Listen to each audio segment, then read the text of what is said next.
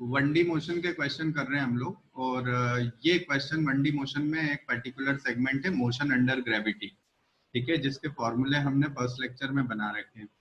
कौन कौन सा फॉर्मूला था? v equal to g t, h equal to half g t square, v square equal to under root two g h, ये सब। ठीक है, तो फर्स्ट फॉर्मूला, फर्स्ट क्वेश्चन है हमारा, a stone falls from a balloon that is descending at a uniform rate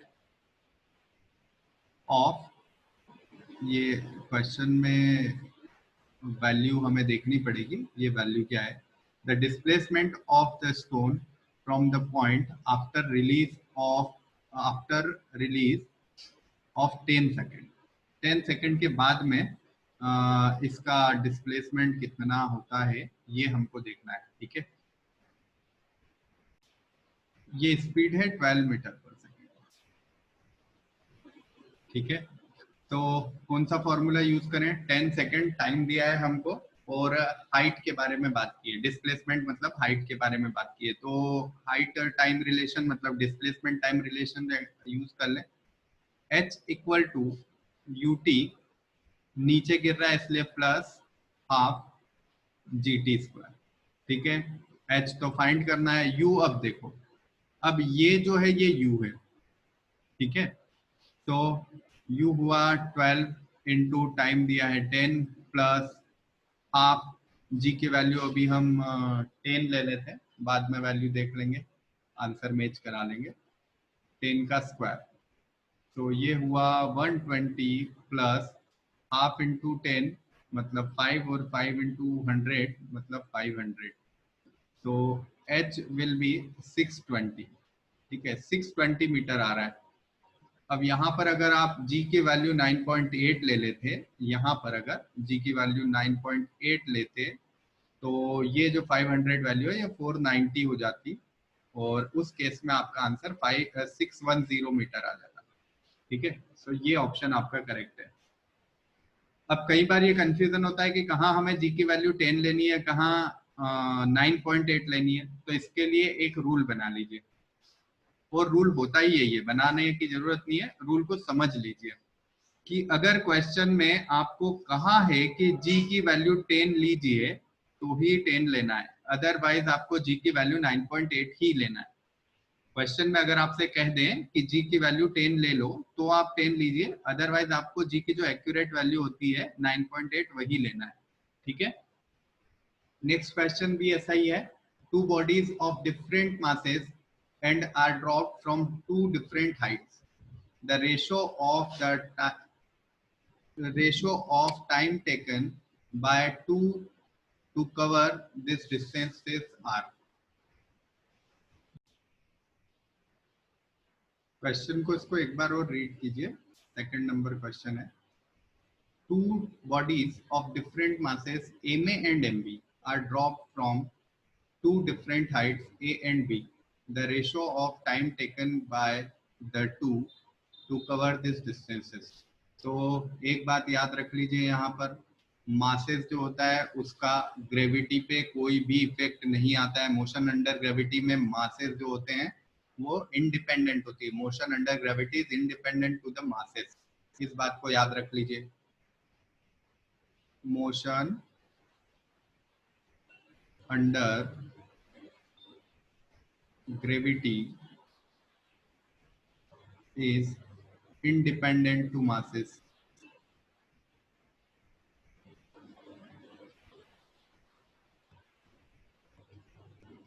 तो ये एक प्रॉब्लम तो हमारी खत्म हो गई कि हमें एम ए और एम बी से तो कोई काम नहीं है।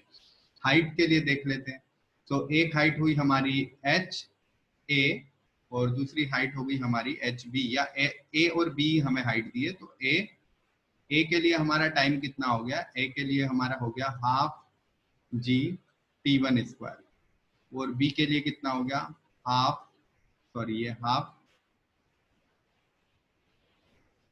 जी t two square.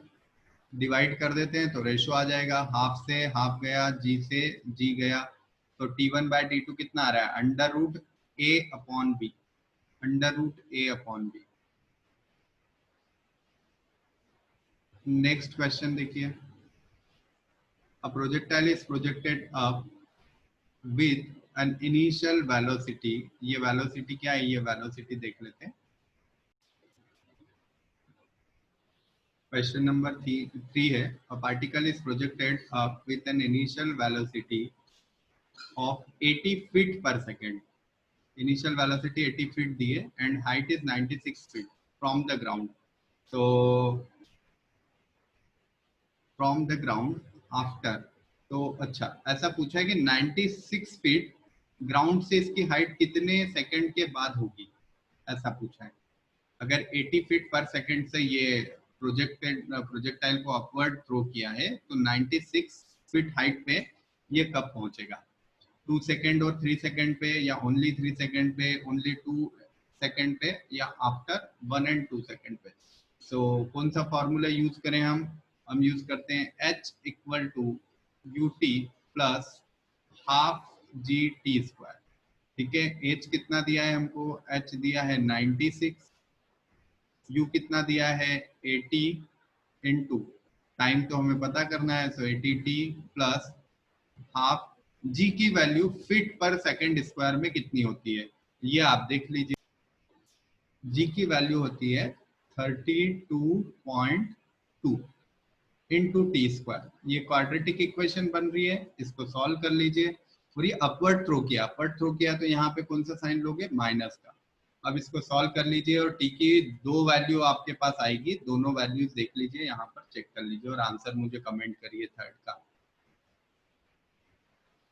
Question number 4 है, a stone drops from the top of tower touches the ground in 4 seconds. Top of the tower से थ्रू किया है, ठीक है, और ग्राउंड को कितने सेकंड में टच कर रहा है, 4 सेकंड में. तो ड्रॉप करने का मतलब है इनिशियल स्पीड कितनी है, 0. तो h equal to half g t square, h equal to half into 9.8 into t कितना दिया है 16, 4 का स्क्वायर मतलब 16. तो यहाँ आपका 80 मीटर ये आंसर आ रहा है. ठीक है, इस जगह पे 9.8 वैल्यू से आंसर नहीं आएगा आपका 10 से आंसर आ जाएगा. जी की वैल्यू 10 रखी है. तो h is equal to 80 metre. Height कितनी है ग्राउंड से, 80 मीटर है. क्वेश्चन नंबर 5 देखिए, अच्छा क्वेश्चन है. A mass M slips along the wall of a semi-spherical surface of radius r.